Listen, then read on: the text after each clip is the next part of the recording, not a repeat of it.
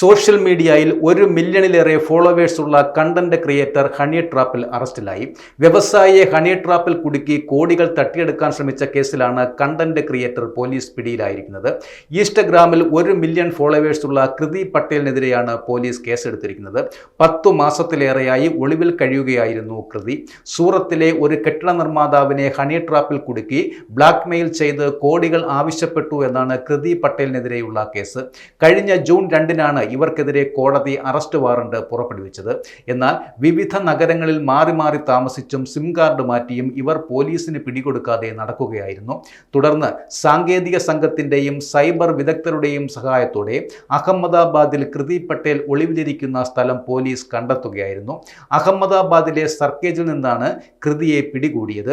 10 മാസമായി കൃതി പട്ടേലിനെ കണ്ടെത്താനുള്ള അന്വേഷണത്തിലായിരുന്നുവെന്ന് പോലീസ് പറയുന്നു. ഗുജറാത്തിന്റെ വിവിധ ഭാഗങ്ങളിൽ ഒളിവിൽ താമസിക്കുകയായിരുന്നു കൃതി. ഹണി ട്രാപ്പിംഗ് കേസിന് പുറമെ പിടിച്ചുപറി കേസും കൃതിക്കെതിരെ പോലീസ് ചുമത്തിയിട്ടുണ്ടെന്ന് deputy police commissioner Alok Kumar പറഞ്ഞു. ഇതുകൂടാതെ ഭൂമി കയ്യേറ്റമടക്കം നിരവധി പരാതികൾ വേറെയുണ്ടെന്നും ഈ കേസുകളിലൊക്കെ പ്രതിയിൽ നിന്നും കൂടുതൽ വിവരങ്ങൾ ചോദിച്ചറിയുമെന്നും ഡെപ്യൂട്ടി പോലീസ് കമ്മീഷണർ കൂട്ടിച്ചേർത്തു.